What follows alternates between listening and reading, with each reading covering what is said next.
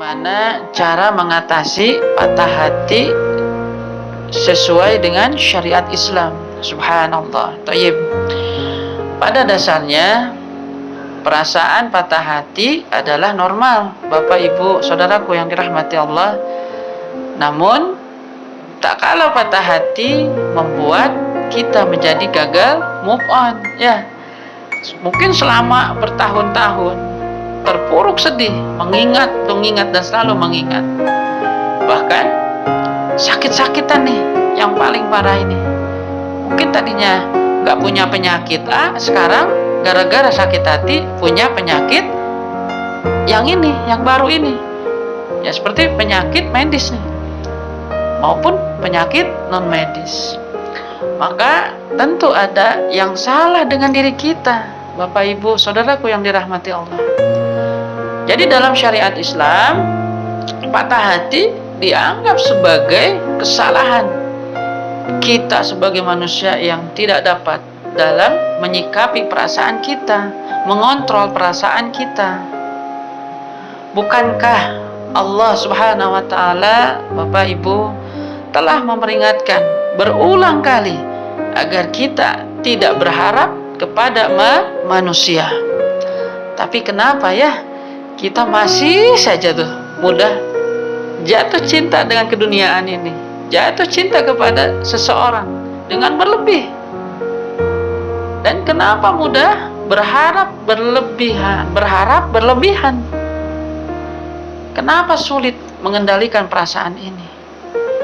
Jadi pada akhirnya diri kita sendirilah yang akan merasakan sakitnya, sebab tak mampu untuk menjaga kesucian hati ini, qalbu ini. Bahkan Imam Syafi'i pernah berkata, ketika hatimu terlalu berharap kepada seseorang, maka Allah timpahkan ke kita tuh pedihnya sebuah pengharapan, supaya kamu mengetahui bahwa Allah sangat cemburu. Jadi sangat mencemburui hati yang berharap selain Dia, yaitu Allah. Jadi selain Allah kita menyayangi, mencintai, Allah tuh cemburu. Maka Allah pun menghalangi kita dari perkara tersebut agar kita kembali berharap kepadanya, kembali kepada ridhonya. Subhanallah. Namun demikian kita tak perlu terlalu lama dalam duka, Bapak Ibu saudaraku yang dirahmati Allah. Allah menurunkan syifa atau obatnya, ya, karena ada kiat-kiat, ya, insyaallah yang tentu saja sesuai dengan aturan syariat Islam. Yang tadi dipertanyakan tuh, ini kiat-kiatnya, insyaallah bermanfaat untuk kita semua. Amin. Kiat yang pertama dan caranya itu meningkatkan intensitas membaca Al-Quran. Al-Quran bisa menjadi obat bagi orang-orang yang di dalam hatinya terdapat penyakit yang tadi tuh, sakit hati, galau. Ya, Bapak Ibu saudaraku yang dirahmati Allah.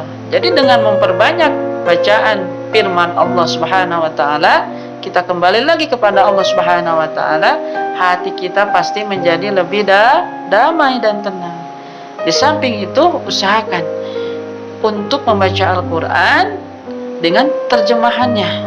Sebab dengan memahami terjemahan atau makna-makna ayat suci Al-Quran, kita pun bisa semakin meningkatkan keimanan dan ketakwaan kita kepada Allah Subhanahu wa taala. Amin. Subhanallah. Kiat yang kedua dan caranya berwudu dan sholat. Kiat cara yang ketiga yaitu memperbanyak berzikir mengingat Allah. Karena dengan kita berzikir mengingat Allah dapat menenangkan hati kita. Jadi karena Allah Ta'ala berfirman dalam surah Ar-Ra'd ayat 28, A'udzubillahi minasyaitonirrajim, Bismillahirrahmanirrahim. Allazina amanu watta'ma'inu qulubuhum bizikrillah. Ala bizikrillah tatma'innul qulub. Artinya orang-orang yang beriman dan hati mereka menjadi tentram dengan berzikir mengingat Allah. Ingatlah, hanya dengan mengingat Allah hati menjadi tentram. Quran surah Ar-Ra'd ayat 28. Kiat dan cara yang keempat, berkumpul di majelis-majelis ta'lim atau pengajian. Ya, sekarang ini kita berkumpul dalam satu pengajian, dalam kajian sehat, insya Allah hati kita menjadi tenang dan tentram. Saya selalu bertanya kepada Bapak, Ibu, saudaraku yang dirahmati Allah, ketika datang dalam kajian ini, kajian sehat ini, ada yang gelisah, ada yang sakit jasmani maupun rohani, kita berdoa bersama-sama. Setelah pengajian ini, dalam kajian sehat ini, pulang ke rumah itu kita mendapatkan kesembuhan dari sakit kita, sakit jasmani maupun rohani kita yang tadinya memikirkan sesuatu hal yang ruwet, datang ke rumah setelah ikut pengajian ini menjadi tenang. Itu subhanallah. Tadinya yang sakit jasmani maupun rohani, sakit kepala atau pusing segala macamnya, itu bisa berangsur sembuh. Itulah Bapak, Ibu, saudaraku yang dirahmati Allah. Mudah-mudahan Allah ridho ya untuk kita semua. Amin. Mendatangkan sebuah keberkahan, maghfirah dan rahmat Allah. Amin ya Allah ya Rabbal alamin. Yang kelima, kiat dan caranya itu selalu berhusnuzon kepada Allah Subhanahu wa taala yang menciptakan segalanya. Allah yang Maha segala maha.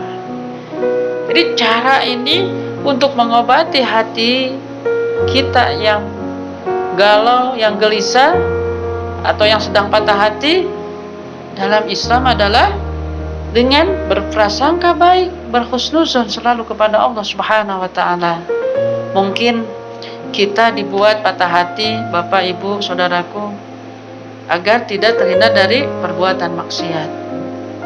Mungkin kita disakiti oleh seseorang, terus orang tersebut mungkin kata Allah itu tidak baik untuk kita. Maka itulah Allah jauhkan kita dari orang tersebut. Cobalah lapangkan hati kita, Bapak, Ibu, saudaraku, sabar, ikhlas, dan selalu berhusnuzon kepada Allah Subhanahu wa taala. Dengan begitu hidup kita akan menjadi semakin mudah dan hati bisa lebih tenang, gembira, tidak sedih, tidak galau, ya kan, tidak stres. Insya Allah ketika kita menghadapi kematian kita akan siap. Itu dalam kajian sebelumnya sudah kita bahas ya, subhanallah, tentang kematian.